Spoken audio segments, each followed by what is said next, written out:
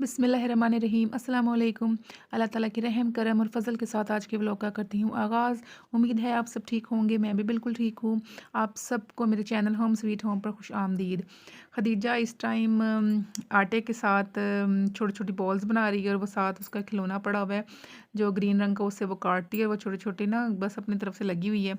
मैंने भी रोटी बनाई थी तो ये फिर इसने मुझसे पेड़ा लिया और लग गई अपने। और जो बेलन ये चकला बेलन है ना, चकला जो गोल सा, ये मेरी सास का है। इतना ही इसकी तो पुरानी तारीख है ना।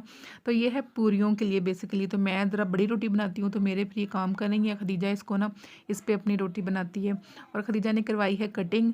तो लग वैसे अच्छी रही है लेकिन ना मेरा इरादा था कि इसके लंबे बाल करने हैं, लेकिन ख़ुद इस दफ़ा नहीं बुलवाया बच्चों के लिए। तो फिर ये सबसे पहले ना बेटे के बाद बैठ गई। हालांकि मुझे लग रहा था ये रोएगी, लेकिन अब बिल्कुल नहीं रोती, बाल कटवाते और शौक से कटवाती है। लेकिन बस फिर वो छोटे ही रहते हैं, हर दफ़ा हर महीने कटवा लेती है। तो फिर मैं आ गई थी इधर अपने बेटे के कपड़े प्रेस करने। वो स्कूल से आने वाला था तो मुझे था कि इसको जल्दी से प्रेस कर दूँ। और अभी ये गीला ही था क्योंकि इसने ये सुबह ही चेंज किया, मतलब यही उसने उतारा था तो मुझे था कि यही धो के नया सिलवाया है। तो उसके पिछले साल के सारे शलवार कमीज़ बहुत छोटे हो गए। माशाल्लाह बढ़ता बच्चा है तो कपड़े उसके एक साल में ही छोटे हो जाते हैं। फिर मुझे फिर ये सोच के हैरानी होती है कि इसके ना कपड़े छोटे होने पर खुश हुआ जाए या एक नए खर्चे की वजह से मतलब एक परेशान हुआ जाए। लेकिन ये तो साथ साथ चलता ही रहता है। तो अभी ना एक सूट दर्जी के फिर चोंचले होते हैं, सूट देते नहीं है जल्दी। 1 महीना हो गया था दिए हुए, लेकिन उसने सिर्फ एक सूट दिया है, अभी एक सूट उसके पास है। तो फिर मैंने सोचा बजाय कि क्या उसको ना वो छोटा सूट पहने आके तो फिर यही इसको धो देती हूँ। अभी ये गीला गीला था लेकिन प्रेस करने से तो ज़ाहिर सी बात है वो ठीक हो ही जाएगा। तो और उसको माशाल्लाह से मेरे बेटा अभी नमाज़ पढ़ने लगा है तो उसको इसलिए भी शलवार कमीज़ पसंद है कि उसने ना नमाज़ पढ़नी होती है। हालांकि पैंट शर्ट में कोई ममानियत नहीं है लेकिन फिर भी उसको ये पसंद है। और वैसे भी मुझे लगता है कि मेरा बेटा शलवार कमीज़ में ज़्यादा अच्छा लगता है। तो फिर अगर आप मेरे चैनल पे न्यू हैं तो प्लीज़ लाइक करिए, सब्सक्राइब करिए और बेल आइकन प्रेस कर लीजिएगा ताकि हर आने वाली वीडियो का नोटिफिकेशन आपको बर वक्त मौसूल हो जाए।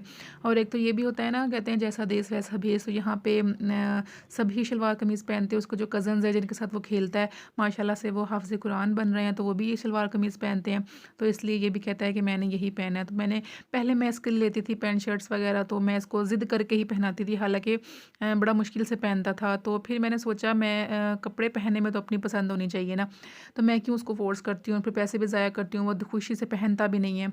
तो फिर मैंने उसके खुद से लेने छोड़ दिए। तो इसके बाबा ये खुद से इसके ना शलवार कमीज़ लेते हैं और फिर दर्जी को दे देते हैं और वो हँसी खुशी पहन लेता है। तो फिर मैंने कहा मैं क्यों उसकी ना ये खुशी बर्बाद करूँ और अपने वो जो पैंट शर्ट पहनने के लिए उसको मजबूर करूँ। तो फिर मेरी हो गई थी जो क्या कहते हैं किचन की तरफ वापसी। अपने काम के लिए मैंने खाना बनाना था और आज मैंने बना रही हूँ आलू बैंगन। और इसका मैं एक नया तजुर्बा कर रही हूँ वैसे। तो डर भी होता है कि तजुर्बा ख़राब ना हो, कि मैं इसके स्किन नहीं उतार रही क्योंकि ना अक्सर लोग, मतलब अक्सर से भी ज़्यादा लोग ना तो कि इसका छिलका उतारते हैं। तो मैंने सोचा कि अल्लाह ने कोई भी चीज़ रायगा नहीं पैदा की तो उसके छिलके में भी कोई ना कोई फ़ायदा छुपा होगा ना। जैसे ये जो बादाम होते हैं, लोग पहले इनका छिलका उतार के खाते थे, जो भिगो के खाते हैं। अब रिसर्च आई है कि इसके छिलके में भी कोई ना कोई ताकत पोशीदा है तो लोग उसको वैसे ही खाते हैं।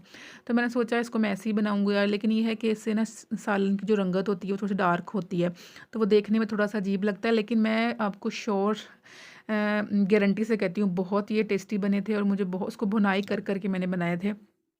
उसके वजह से बहुत सारे तरीके मैंने यूट्यूब पे देखा, यह देखा था कि ना लोग इसको पानी डाल के जैसे गोश्त चढ़ाते हैं बीफ का, वैसे भी बनाते हैं, फिर एंड पे इसको भून लेते हैं। लेकिन मैंने इसको बस ना भून के ही बनाया था और बहुत मज़े के बने थे।